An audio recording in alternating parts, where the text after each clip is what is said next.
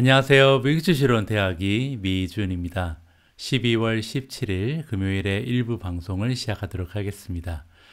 여러분들은 소위 얘기하는 올빼미형 인간이신지 아니면 아침형 인간이신지 궁금합니다. 저는 전형적인 그 아침형 인간이거든요. 예전에 제가 그 유튜브를 처음 시작할 때만 해도 새벽 3시, 3시 반쯤에 일어나서 방송 준비하고 녹화 다 진행하고 나서 출근을 했었다고 여러분들께 말씀드린 적이 있었는데요. 뭐 최근 들어서 어쩔 수 없이 이 시차로 인해서 밤에 이렇게 녹화 방송을 하고 있는데요. 제가 사실 밤에 이렇게 일을 한 게 처음은 아니거든요. 예전에 2002년이죠. 2002년에 영국에서 더 리츠라는 호텔에서 굉장히 좀 그 특이한 일을 한 적이 있습니다. 나이트 오디터라는 그 직책을 맞아서 제가 일을 한 적이 있었는데요. 밤에 일하는 리셉션리스트, 그리고 리셉션 일을 하면서 이제 회계까지, 장부 정분까지 하는 이런 포지션을 제가 가지고 일을 한 적이 있었거든요. 그때 한 3년 정도 밤 11시부터 아침 7시까지 그 밤을 꼬박 새면서 일을 한 적이 있습니다. 이번에 이렇게 영국에 들어와서 일을 하고 있고, 또 영국에 있을 뿐만이 아니라 갑자기 이제 밤에 제가 이렇게 남들 다 자는 시간에 녹화 방송을 하면서 옛날 생각이 굉장히 많이 나는 요즘입니다. 목소리도 좀 잠겨 있고요. 제가 가끔씩 횡설수설할 때가 있을 텐데 조만간 적응을 해낼 거라고 생각을 합니다. 예전에는 밤에 밤 11시부터 아침 7시까지 일하면서도 건강한 삶을 유지할 수 있었거든요. 사람의 몸이라는 것은 이렇게 상황에 굉장히 쉽게 적응을 하더라고요. 그래서 비록 제가 아침형 인간이지만 이번에는 올빼미형 인간으로 다시 한번 태어나는 계기를 마련하고자 합니다. 자, 그러면 정신 바짝 차리고요. 오늘 준비한 오늘의 미국 주식 뉴스 1부 바로 시작합니다.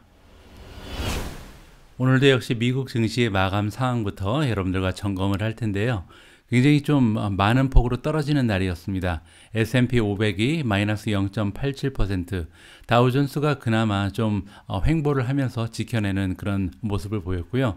나스닥이 가장 안 좋았습니다. 마이너스 2.47%나 급락을 하는 추세를 보여줬습니다. 마지막으로 중소형주가 모여있는 러셀 2000 역시 마이너스 1.95% 떨어지면서 전반적으로 굉장히 좀 힘이 없는 장세를 보여줬다. 이렇게 우리가 정리가 가능하고요. 자, 반면 그 개별 종목의 성적표를 보면 굉장히 큰 폭으로 떨어진 종목이 많이 있겠죠. 자, 가장 위에 있는 종목은 퍼시픽 바이오사이언스 오브 캘리포니아고요. 무려 11.81%나 단 하루 만에 떨어졌습니다. 두 번째 많이 떨어진 종목은 업스타트 8.69%고요. 에어비앤비가 8.2%나 급락을 해버렸습니다. 자, 네 번째로 파이버가 7.68, 그 뒤를 이어서 엔비디아가 6.89, 인바이테가 6.78, 그리고 인텔리아가 6.66%, 마지막으로 하나만 더 보죠. 클라우드 플레어가 6.53% 떨어졌습니다. 전반적으로 지금 엔비디아를 제외한 나머지 종목들은 순이익을 만들어내지 못하는, 지금 미래의 가치를 보면서 투자하는 성장주들이 대부분 굉장히 좀 많은 폭으로 떨어졌다. 이렇게 우리가 정리를 해볼 수가 있을 것 같습니다. 반면에 올라간 종목, 상승 종목이 딱 4개 보이는데요. 먼저 로쿠가 굉장히 좋았습니다. 6%나 급상승을 했는데 이 부분에 대해서는 제가 기사 하나를 준비해 놨고요. 그랩 역시도 1.75% 상승하면서 마감했습니다. 그 뒤를 이어서 Deere & Company가 1.18, 그리고 ISRG는 인투이티브 서지컬이라는 이제 수술 로봇 기계를 만드는 이런 회사죠. 0.80% 올라가면서 단 4종목만, 물론 이제 제가 가지고 있는 그 미주온 4차 산업혁명 포트폴리오에 한해서 그렇다는 얘기입니다. 전반적으로 성장주들이 굉장히 힘을 쓰지 못하는 그런 하루였다. 이렇게 우리가 이야기를 해볼 수가 있을 것 같습니다. 어제 미국 증시의 하락을 이끌었던 가장 커다란 뉴스 하나는요, 사실 미국 내에서 발생한 것이 아니고 유럽 쪽에서 전달이 됐습니다. 이번 기사의 제목을 보시면 뱅크 오브 잉글랜드, 뱅크 오브 잉글랜드는 한국에서 이제 영란은행이라고 부르죠. 영국에 있는 그 중앙은행인데 영국의 중앙은행이 이번에 금리를 인상해 버렸습니다. 그래서 시장을 깜짝 놀라게 했다. 이러한 기사가 지금 나와 있거든요. 조금만 더 살펴보시면 The Bank of England, 아까 말씀드린 것처럼 영국에 있는 중앙은행에서 이번에 그 기대를 완전히 저버렸다. 기대라는 것은 이제 뭐냐면 아직까지 기준금리를 인상하지는 않을 것이다라고 시장에서 전망을 했던데 이 전망을 완전히 무시하고 올려버렸다. 이렇게 우리가 해석을 해볼 수가 있죠. 그것도 거의 만장일치였습니다. 8대1로 그러니까 9명이 이제 위원회에 들어가 있었는데 9명 중에 금리 인상을 주장한 사람이 8명, 1명만 반대를 해서요. 굉장히 좀 거의 만장일치로 이번에 금리를 인상할 것을 결정했다라고 나와 있고요. 기준 금리가 0.25%로 상승했다. 기존에는 이제 0.1이었거든요. 거의 한 3년 만에 이번에 0.15% 정도 상승시켰다. 이렇게 우리가 살펴볼 수가 있습니다. 자, 모네터리 폴리시 커미티. 그러니까 이제 영국을 다스리는 그 중앙은행의 위원회라고 보시면 되겠죠. 이 중앙은행의 위원회에서 이번에 그 레이트를 계속해서 좀 가져간다면, 만약에 하이크하지 않고 계속해서 유지한다면 기대 인플레이션을 그 가속화시키는 하나의 위험 요소가 될 수 있다. 이러한 이유를 좀 던져주면서 기준금리를 올렸다. 이렇게 우리가 생각해 볼 수가 있는데요. 자, 시장의 평가는 굉장히 좀 깜짝 놀랐다가 지배적입니다. 지금 보시는 것처럼 it comes as a surprise. 굉장히 좀 놀라운 일이다. 그들이 이제 이번에 기준금리를 올렸다는 것은 굉장히 놀라운 일이다. 왜냐면요, 지금 전 세계적으로 바이러스가 좀 굉장히 좀 극성을 부리고 있잖아요. 그래서 특히 미국하고 영국 쪽에서 그 추세가 굉장하거든요. 전 세계적으로 미국이나 영국 쪽에서는 다른 나라에 비해서 바이러스의 그 전파 속도가 굉장히 빠름에도 불구하고, 왜 어떻게 보면 내년에 들어서 경제가 좀 안정적으로 계속해서 회복하기가 어려울 수도 있거든요. 이런 상황인데도 불구하고 과감하게 기준금리를 올렸다. 이것은 좀 시장을 깜짝 놀라게 할 만한 일이었다라고 우리가 정리를 해볼 수가 있습니다. 자, 그러면 이것을 우리가 어떻게 해석해야 되냐면 그만큼 인플레이션에 대한 공포감이 대단하다. 따라서 이걸 다시 바꿔서 얘기하면요, 영국의 중앙은행 입장에서는 지금 다른 것도 걱정이 되고 뭐 오미크론도 걱정이 되고 뭐 실업률도 걱정이 되고 여러 가지 걱정거리가 있지만 가장 큰 걱정거리는 인플레이션이다. 이렇게 우리가 정리를 해도 좀 무리가 없을 것 같습니다. 자, 이렇게 영국의 영란은행에서 갑자기 기준금리를 올리면서 미국 쪽의 투자자들도 좀 긴장하게 된 거죠. 왜냐면 이거 봐라, 뭐 영국도 갑자기 올렸으니까 미국도 조만간에 기준금리가 올라갈 가능성이 생긴 거잖아요. 그런 의미에서 어제 미국 증시가 좀 전반적으로 테크 주식 그리고 성장주 위주로 급락을 해버렸다. 이렇게 우리가 상황을 진단하면 좋을 것 같습니다. 자, 이렇게 테이퍼링이 가속화된다는 뉴스, 그리고 금리 인상이 다가온다는 그런 느낌을 시장의 참여자들이 가지면서 오히려 힘을 내고 있는 섹터가 하나 있습니다. 바로 파이낸셜 스톡, 즉 금융주인데요. 금융주가 올라가고 있다. 자, 이번 기사에서 보시면 페드에서 스피드업이라는 것은 이제 속도를 내는 거잖아요. 그래서 어제 제가 방송을 통해서 말씀드린 것처럼 테이퍼링이 이번에 속도를 받을 가능성이 높아, 이렇게 지금 발표가 됐습니다. 자, 그래서 8개월에 걸쳐서 진행되기로 돼 있던 테이퍼링이 4개월로 스피드를 더블업 하면서 이번에 그렇게 되면 금리 인상도 곧 다가오는 것이 아닌가, 이렇게 이제 시장의 그 참여자들이 생각을 할 수밖에 없잖아요. 이런 상황을 복합적으로 이제 등에 업고 금융주들이 굉장히 좋은 모습을 보이고 있다. 이러한 취지의 기사를 한번 읽어보도록 하겠습니다. 자, 이번에 연준에서 테이퍼링을 빨리 끝내버리겠다고 발표를 했죠. 자, 그러면서 어떻게 보면 시기를 앞당겼다. 우리가 이제 원래 금리 인상은 뭐 2023년에 나올 거라고 기대를 하고 있었고, 아니면 아무리 빨라도 2022년 말까지는 금리 인상이 없을 거라고 생각을 하고 있었는데, 방금 전에 우리가 영란은행에서는 이미 금리 인상을 한 거를 우리가 직접 확인을 했죠. 그만큼 연준에서도 금리 인상의 시기가 빨리 다가올 가능성이 생기면서 이 금융주들이 굉장히 좀 목요일날 좋은 추세를 보였다. 이렇게 지금 내용이 나와 있습니다. 여기 보시면요, Financial Select Sector SPDR ETF라는 게 보이는데요. 금융주를 이렇게 모아놓은 이러한 ETF라고 보시면 될 것 같습니다. 어제 한 1.6% 올라 있다고 좀 나왔는데 미드 애프터눈이잖아요. 그래서 장 중에 이랬다는 것이고요. 장이 마감된 이후에는 한 1.1% 정도 올라가면서 마감이 됐습니다. 자, 이번에 금융주에 대해서 좋은 의견을 던져주고 있는 전문가는 UBS라는 투자기관에서 일하고 있는 애널리스트고요. 키스 파커 그리고 에리카 나자리안입니다. 이 두 전문가에 따르면 굉장히 좀 커다란 업사이드 포텐셜, 올라갈 수 있는 여력이 남아있다라고 지금 얘기를 하는데요. 금융주가 그렇다는 거죠. 자, 여기 보시면 퀀트 프레임워크라는 것은 뭐냐면 UBS의 애널리스트들이 이제 종목을 평가할 때 굉장히 좀 수치적인 분석을 하는 기법이 하나 있는데요. 퀀트라는 방법을 이용해서 종목을 분석하는 겁니다. 이 퀀트라는 방법은요, 세계적으로 굉장히 좀 유명한 그 주식 종목 분석 기법 중에 하나인데요. 우리가 이제 매일 공부하고 있는 이 그 시킹 알파 웹사이트에서도 각 종목에 대한 퀀트 레이팅을 우리가 직접 확인을 해볼 수가 있거든요. 뭐 단편적인 얘기로 제가 뱅크 오브 아메리카에 가서 좀 보여드리면요, 여기 레이팅 부분에 세 가지 레이팅이 나와 있습니다. 그 중에 이제 월스트리트 그 전문가들의 레이팅도 나와 있죠. 뱅크 오브 아메리카 같은 경우는 3.84를 받고 있고요. 두 번째로 SA 오서즈 레이팅이라는 것은 그 시킹 알파의 글을 기고하고 있는 블로거들을 얘기합니다. 이분들 같은 경우는 3.6점을 지금 평균적으로 뱅크 오브 아메리카에 주고 있다. 마지막으로 퀀트 레이팅이 여기 맨 처음 나와 있죠. 수치적인 분석, 수치적인 그 애널리스트를 통해서 만들어 놓은 레이팅을 보시면 5점 만점에 4.92를 받고 있습니다. 그만큼 뱅크 오브 아메리카가 지금 수치적으로 봤을 때 굉장히 좋은 모습이다라는 것을 우리가 여기서 직접 확인을 해볼 수가 있는 거거든요.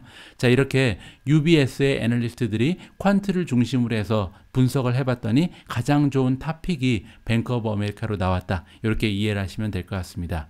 자, 그 밖에도 좋은 모습을 보이고 있는 매수 의견을 받고 있는 금융주들이 몇 개 더 있는데요.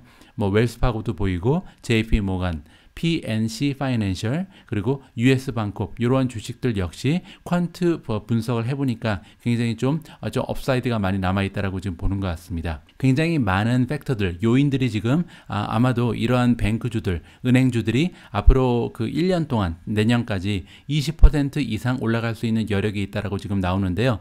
여기에는 이제 몇 가지 이유가 주어지죠. 첫 번째로 단기적으로 봤을 때도 그렇고 장기적으로 봤을 때도 그렇고 레이트, 금리가 올라갈 가능성이 있다는 거.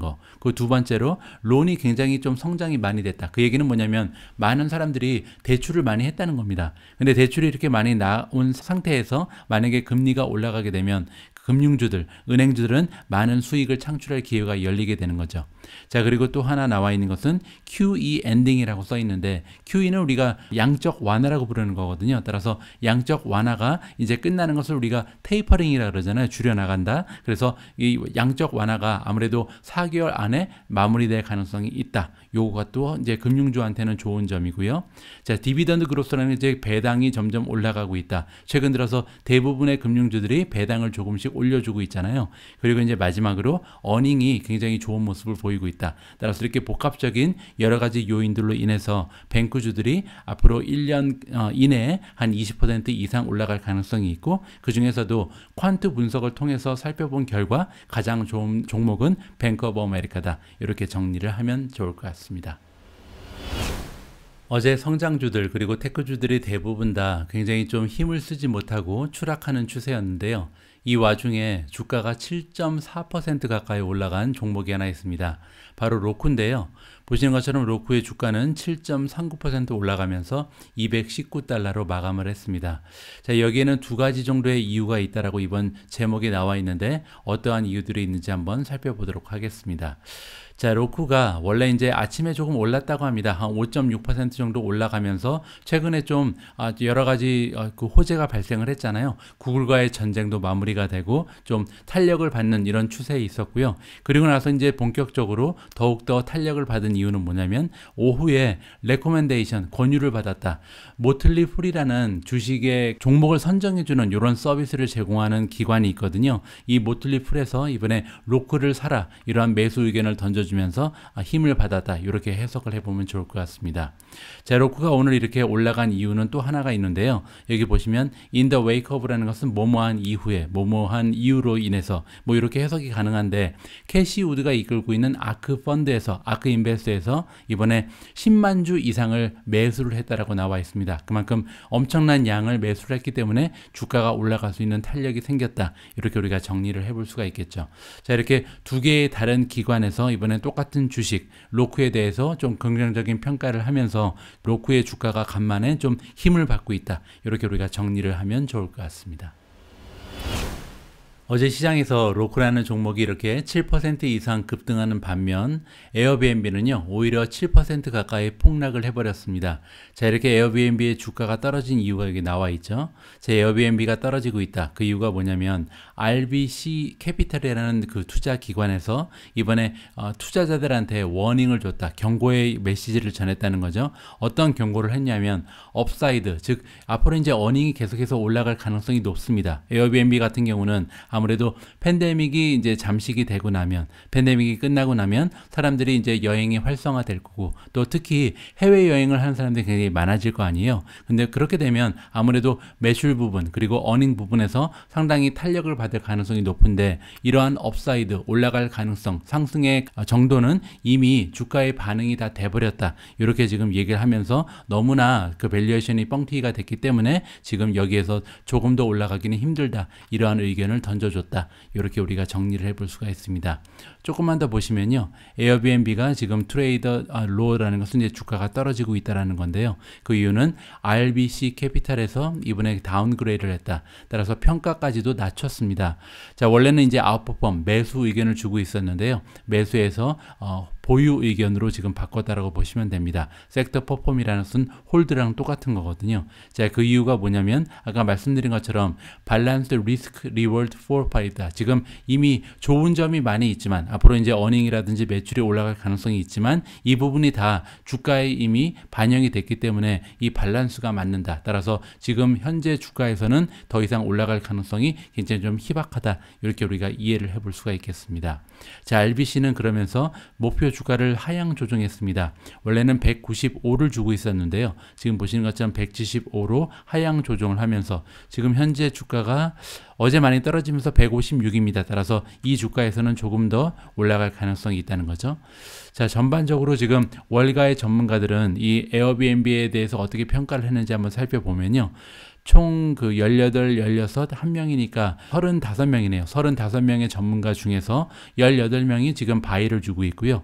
16명이 보유 의견을 지금 지켜내고 있습니다. 그리고 단 한 명의 그 전문가만 셀, 지금 매도를 해라. 이렇게 지금 의견을 주고 있습니다. 따라서 반반씩 갈린 거죠. 지금 좋게 보는 사람이 반, 그 다음에 그저 그렇다고 보는 사람이 반. 그러면서 아무래도 이제 에어비앤비 같은 경우는 조금 더 기다려봐야 좀 주가에 탄력이 생기지 않을까 기대를 해볼 수가 있을 것 같습니다.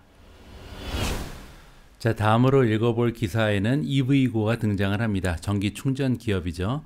EV고 같은 경우는 제 생각에 마케팅 팀이 굉장히 좀 일을 잘하는 것 같습니다. 기사가 굉장히 자주 발견되는 그 종목 중에 하나거든요. 자, 이번에 새로운 모바일 앱을 런칭을 한다. 굉장히 좀 반가운 소식이 전해지는 것 같습니다. 자, EV고가 이번에 언베일이라는 것은 발표를 했다. 출시를 했다는 거죠. 자, 뭐를 보여줬냐면 EV고 모바일 앱을 이번에 새롭게 만들어서 런칭을 했다라고 보시면 될 것 같고요.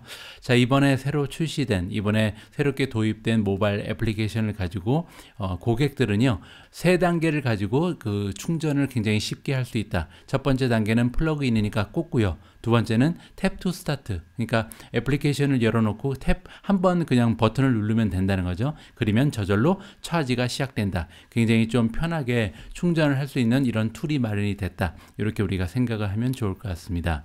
자, 그리고 이렇게 애플리케이션을 가지고 우리가 충전을 하게 되면요, 통합이 됐는데 뭐랑 통합이 됐냐면 EV고가 이미 가지고 있는 로열티 프로그램이 있는 것 같습니다. 포인트가 적립이 된다는 얘기죠. 그래서 EV고에서 차지를 많이 하면 할수록 나중에 가서 그 포인트를 가지고 할인을 받을 수 있는 이러한 길이 열리게 된다. 따라서 로열티 프로그램과 연동이 가능하다는 점이 특징인 것 같고요.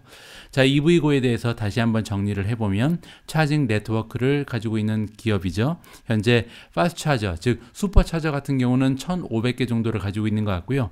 L2는 이제 레벨 2의 약자죠. 레벨 2라는 것은 완속 충전입니다. 그래서 차지 포인트가 대표적인 주자인데 이쪽에도 1,200개 정도의 차저를 가지고 있다. 자, 그리고 현재 68개나 되는 도시에 충전소를 지금 운영하고 있고요. 미국에서만 35개 주에 지금 진출을 해 있는 굉장히 좀 규모가 있는 충전 기업이다. 이렇게 정리를 하면 좋을 것 같습니다. 자, 오늘 일부 방송의 마무리를 위해서 준비된 기사는요, 페이스북, 즉 메타 플랫폼이 등장을 합니다. 자, 이번 기사를 보면서 저는요, 메타 플랫폼의 또 하나의 잠재력이 발휘가 될 수도 있겠다, 이런 생각을 할 정도로 좋은 뉴스라고 저는 생각을 하거든요. 어떠한 기사인지 한번 보시죠. 자, 페이스북의 오너인 메타 플랫폼즈가 이번에 EU의 그 어프로벌, 승인을 받을 수 있게 됐다라는 좋은 소식입니다. 자, 위드 컨디션이니까 어떠한 이제 전제 조건이 하나 달기는 했다, 이렇게 지금 이해할 수가 있고요. 자, 뭐에 대한 승인이냐면 커스터머라는 기업을 인수하는 데 있어서 이번에 유럽 연합에서 승인을 해줬다, 이렇게 보시면 될 것 같습니다. 여기 보시는 것처럼 이제 조건이 달리긴 했잖아요. 어떤 조건이냐면 라이벌 프로덕트, 그러니까 비슷한 기업들이 있을 거 아니에요. 그러면 비슷한 기업들이 이번에 커스터머에서 제공하는 이런 서비스, 제품을 비슷하게 만들 수 있는 것은 허락을 한다, 이러한 조건이 달린 것 같습니다. 자, 이러한 조건을 만족한다면 이 커스터머라는 기업을 인수하는데 승인을 해주겠다, 이렇게 지금 발표가 난 것 같습니다. 자, 커스터머라는 기업은요, 커스터머 릴레이션 매니지먼트 소프트웨어를 판매한다. 우리가 이제 흔히 CRM이라고 부르는 굉장히 좀 그 중요한 기업의 하나의 그 펑션이라고 할 수 있죠. 고객 관리 센터라고 보시면 되는데, 이러한 고객 관리를 할 수 있는 소프트웨어를 만들어주는 회사가 바로 커스터머입니다. 그래서 이름이 이제 커스터머겠죠. 자, 물론 이제 K로 시작하지만요. 그리고 이제 이 커스터머를 이용하면 굉장히 좀 다양한 채널을 통해서 고객들과 커뮤니케이션, 의사소통을 할 수 있다, 이렇게 보면 될 것 같습니다. 자, 그런데 이 부분이 굉장히 중요한 게 뭐냐면요, 메타에는 여러 가지 플랫폼이 있죠. 그런데 그 중에서 아직까지 돈을 많이 만들어내지 못하는, 매출과 직접적인 연관이 되지 않은 하나의 플랫폼이 있습니다. 바로 그게 왓츠앱이거든요. 여러분 아시는 것처럼 왓츠앱은 무료 플랫폼이죠. 이 왓츠앱을 통해서 정말 많은 사람들이 커뮤니케이션을 이미 하고 있습니다. 전 세계적으로 25억 명이 매달 사용하는 그 애플리케이션이 하나가 바로 왓츠앱이거든요. 그런데 이번에 이 커스터머랑 인수합병을 진행하면서 왓츠앱을 통해서 어떻게 보면 CRM을 구축할 수 있는 하나의 길이 열리지 않을까, 이렇게 우리가 기대를 해볼 수가 있는 거죠. 저는 그런 의미에서 커스터머를 이번에 인수합병하는 것이 굉장히 커다란 잠재 성장 가능성이 있다, 저는 그렇게 한번 보고 싶고요. 자, 그 밑에 보시면 페이스북은 이 커스터머를 원래 이제 2020년 11월에 인수한다고 발표한 적이 있습니다. 꽤 시간이 지났죠. 거의 1년이 넘는 시간 동안 이번에 좀 기다려 온 거고요. 인수 가격은 한 10억 달러 정도가 되는 것으로 발표가 났었고요. 그리고 이미 그 지난 9월 달에는요, 영국 쪽에서 이번 인수권에 대해서 승인을 받은 바가 있습니다. 그래서 거의 이번에 최종 승인이 났다, 이렇게 보시면 될 것 같고요. 따라서 이번에 페이스북, 즉 메타 플랫폼에서 커스터머라는 기업을 인수하고 나서 과연 그들이 이미 가지고 있는 수많은 사용자들을 어떻게 좀 조합해서 시너지를 만들어낼 수 있을지 우리가 한번 기대감을 가지고 지켜볼 필요가 있을 것 같습니다. 자, 오늘 1부는 여기에서 마무리하도록 하겠습니다. 제가 아직까지는 방송을 하면서 굉장히 좀 힘에 겹거든요. 그래서 여러분들께서 방송을 시청하시면서 저의 좀 힘겨운 느낌이 여러분들께 전달이 되지 않았으면 하는 바람을 가지고 있습니다. 자, 오늘 2부 방송에 대해서 잠깐 예고 말씀을 드리면요, 애플 종목에 대한 뉴스, 그리고 쇼피파이, 우버, 그랩, 그리고 이제 오래간만에 톱니 그 전문가의 의견을 한번 살펴봐야 될 것 같습니다. CNBC에서 톱니 같은 경우는 이제 그 12월 말일까지 S&P 500이 4,800을 찍을 것이다, 굉장히 좀 커다란 불리시한 이런 전망을 발표를 했잖아요. 그런데 최근에 주가가 상당히 많은 폭으로 떨어지면서 과연 톱니는 그의 의견을 바꿨을지, 어떠한 의견을 지금 가지고 있는지 다시 한번 그의 목소리를 통해서 확인할 수 있는 기회를 마련해 봤습니다. 2부 방송도 많은 시청을 부탁드립니다. 우리 모두가 미국 주식 투자로 은퇴하는 그날까지 다 함께 화이팅입니다. 행복한 하루 되세요.